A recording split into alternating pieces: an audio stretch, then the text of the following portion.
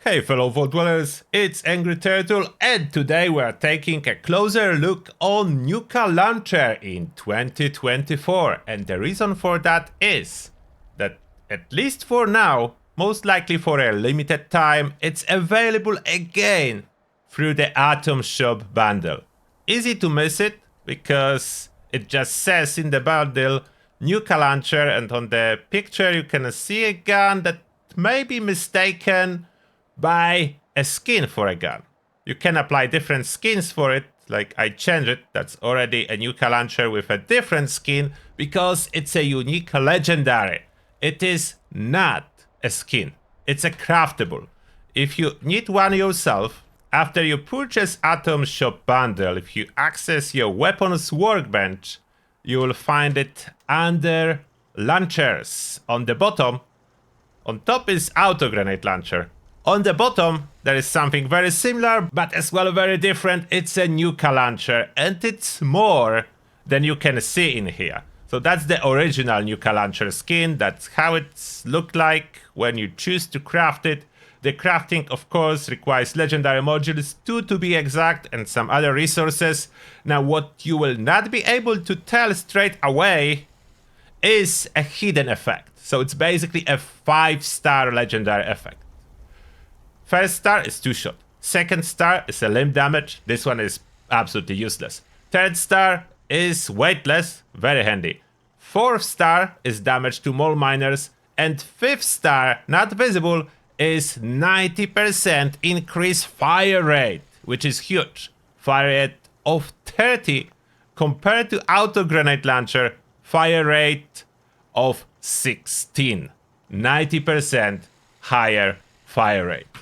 If you go to modifications, of course the paint, the default appearance, even if you choose it, look, the default appearance is the Nuka Launcher appearance. It's not a regular grenade launcher. You cannot even paint it as a regular grenade launcher. It's a separate weapon. So default appearance is that. I painted it with poker paint so I don't accidentally get rid of it. Can go with Blood Eagle paint too. Now, the modification that is important is the heavy barrel. This one increases damage. The long barrel does not. Standard barrel is the worst one. It's the worst range, that's accuracy, and worst damage. So you want to upgrade it to a heavy barrel. How you get it is from scrapping regular auto grenade launchers. As this weapon cannot be scrapped, so you cannot learn from that. You need to scrap regular auto grenade launchers. Then about the grip, there is no options. About the sight, there is no options. So basically only heavy barrel. Now, how well it performs. In the past I did a guide for this weapon. I did a Rainmaker build. Today I will try to use it without power armor a little bit. As you can use it as a VATS build. So for the perks, at this moment I have equipped Concentrated Fire, Grenadier, of course, Demolition Expert is in here, a bunch of other perks. Not everything incredibly important. I wasn't working for a long time on this particular setup. I just quickly put it all together. So just letting you know, there may exist a better option. The Rainmaker build is a little bit different approach. I did in the past, and it was more thinking went into that. The Rainmaker is power armor. Here I'm running without power armor for the VATS approach. So how powerful is it? Let me shoot some enemies. I don't have any food to boost my criticals. I don't even have a critical damage on my legendary perks, as I prefer to be a little bit more tanky. So you can see, the VATS hits hard. About flying targets, the grenades will follow. So that's additional bonus. In the past, I like to switch a weapon before they hit to blood it to do more damage, but recently, for some reason, if I switch the weapon, most of my grenades tend to miss. If enemies are close by, you need to be careful. It's very easy to kill yourself, so jetpack super handy to get some distance from those explosions that are deadly, indeed. Those explosions are deadly. With adrenaline stack, this weapon is pushing 1k damage. It's pushing 1k damage per shot, which is very significant. We're slightly above, now it's the adrenaline fully stacked. So 1k damage per shot, you are able to see annihilating Scourge Beast and everything else at huge distances. The 40 mil grenades quite heavy, but you can get them easily from ammo exchange machine. Let me hit one more Scourge Beast.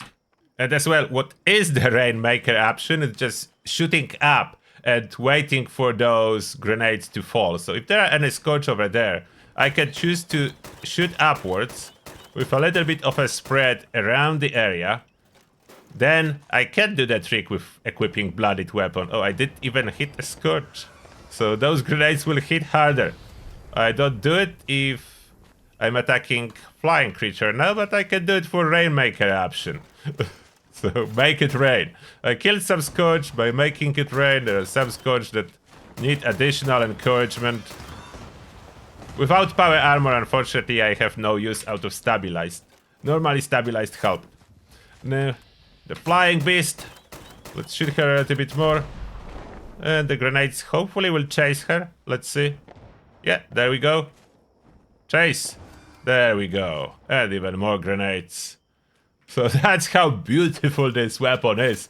The Nuka launcher. I'm so happy that everyone has opportunity to use it now. I'm not happy that you need to spend atoms. I wish that would be a stamp weapon, and I strongly believe it should be. But it is atoms only, and you need to purchase an entire bundle that I showed on my Atom Shop video. But it is powerful. Now let's hit the toughest enemy, Queen. Queen is the toughest enemy from regular enemies. Let's see how well we can deal with her. Let's try to summon her. There she is. We can always hit the torsos. In case of explosive weapons, doesn't matter what we are targeting. And unfortunately, I missed kind of some of those as she moved to 0% hit chance for me. Now she's back. I need to reload. You can see the damage is there. And finally, out of AP. So unloading without, but she's already dead. Okay. We did it. She's dead. The good thing about missing inbots, sometimes they still die, depending how much you miss the target. So much it's a miss inbots, but target still dies, as grenades have such a huge radius and huge power. Now if you wonder about ammo, how to get ammo cheaply. My method, I will show you my method. My method for the ammo involves ammo converter. So as you know, you can craft it too. But it is expensive. If I would choose to craft it at Tinker's Workbench, explosive ammo, 40mm rounds, cost adhesive aluminum, that's very expensive, fertilizer, oil, spring, and steel. What I choose to craft when I want those grenades, of course with the perks, I will not be crafting now, is energy ammo, 2mm cartridges. So it only requires lead and steel, both ingredients. Quite easy to farm in high amounts. So lead and steel, have 15 of those cartridges, much cheaper. That's when I want to craft. If I want to farm ammo, grenades drop very little from daily ops and so on. So I would use the cannonballs. The cannonball method, broadsider, go for daily ops, and then exchange cannonballs. But I do craft in bulk, in a huge bulk, 2mm ammo, whenever I need to then exchange it. Then I take this 2mm ammo to the ammo exchange machine, ammo converter. This is the thing. And normally, yeah, this menu is quite clunky, but if you do a big exchanges, it's not bad. So energy ammo, 2mm cartridges. I'm selling in those biggest batches. I'm spamming the button, and press back, spam more, press back, spam more. Press back, spam some more, and that until I sell everything or I'm maxing out, close to maxing out on the points. Okay, that's close enough. Then I switch back. Yeah, the menu is on that terrible thing, but you can, after you learn operate it, explosive ammo, 40mm grenades, and look how much you can buy easily. 500 rounds, 30,000. so I buy it twice. And I have 1k round for my weapon. Much easier. Like, aluminum is so much harder to farm than lead is. This method is way easier. And I have plenty of ammo to use later. That's the new station producing some random meat. Only squirrel bits really useful for me, so not very good station. And that being said, this is a Nuka launcher, very unique weapon in action for you. Are you buying it? Do you already have it? If you are a veteran, you probably have it as it was a season reward. A quite long time ago now, but it was a reward. The first unique weapon that we ever got from seasons was this one. And that being said, thank you for watching, and see you all in the next one.